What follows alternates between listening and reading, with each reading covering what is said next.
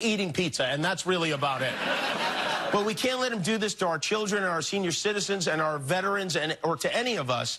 And by the way, before you post a nasty Facebook message saying I'm politicizing my son's health problems, I want you to know I am politicizing my son's health problems because I have to. My family has health insurance. We don't have to worry about this, but other people do. So you can shove your disgusting comments where your doctor won't be giving you a prostate exam once they take your health care benefits away.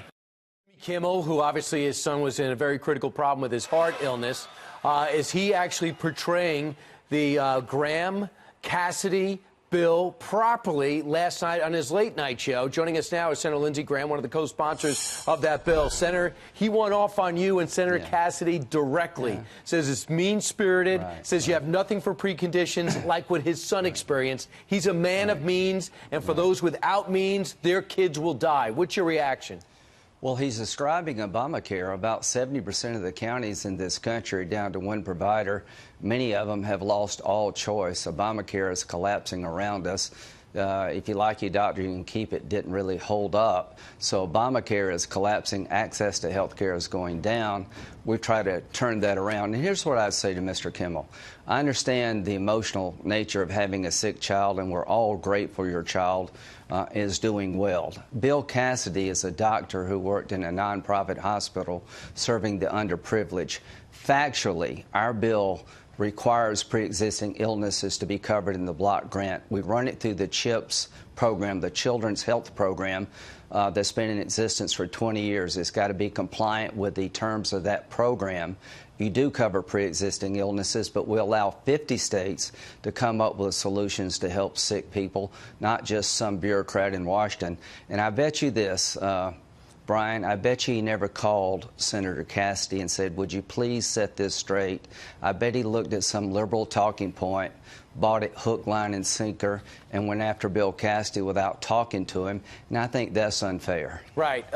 Senator, I know you have a tough job, but you're very close to getting this thing passed. Yes, we are. However, this is not helping.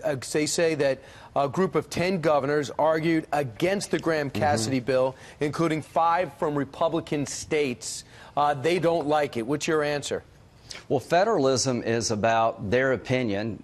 I respect their opinion, but a majority of Republican governors are on board. The governor of Arizona is on board. The governor of Kentucky is on board. Socialism is having money and power in the hands of the federal government, running your life, making decisions for you through the instruments of the federal government. Federalism is what we're trying to achieve here. We eliminate the individual mandate and the employer mandate, the heart and soul of Obamacare. That is gone at the federal level. We take the money and send it back to the states in a block grant formula where they can administer health care, and if you don't like the outcome, you can complain to your governor or state house representative. That is federalism, and that is why President Trump will sign this bill. What I would say to Senator Paul is everybody on the left is accusing me and Senator Cassidy of killing people. They know this is the end of single-payer health care, and they're worried to death that their dream of single-payer health care ends when Graham Cassidy becomes law. So this is a choice between socialism and federalism, our last best chance, and Donald Trump has done everything in his power to pass this bill. A vast majority of Republican governors are on board. They want the money. They want the power. They want to get health care out of Washington. They want to do it themselves, and I guarantee patients in this country will do better. What was the last conversation with Senator McCain like? He was thumbs down last time. Do you have him? Because the governor of Arizona says, I'm for this. Right. What is Senator McCain telling his good friend Lindsey Graham?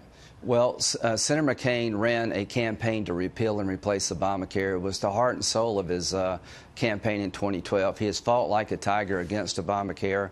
He's voted numerous times to repeal it. Nobody believes in federalism more than John McCain. He was worried about Arizona. 2 thumbs up from Governor Ducey. He says, give me the money, give me the power. I can do a better job than Obamacare.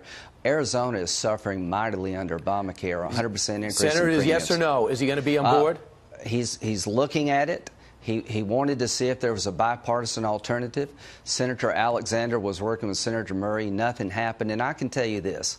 Repeal, replace, and bipartisanship will not fit in the same sentence when it comes to Obamacare. The Democrats are not going to do anything but on the margins change it. I'm hoping and I believe that Senator McCain is going to look at it closely. It will be up to him. But I will say this to the country as a whole.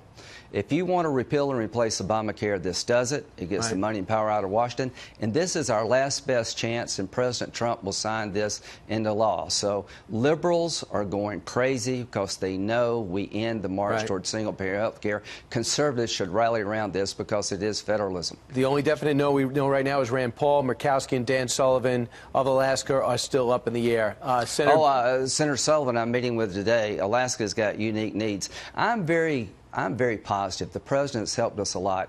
I know I'm running over time, but I can tell you of all the things I've done in 20 years up here,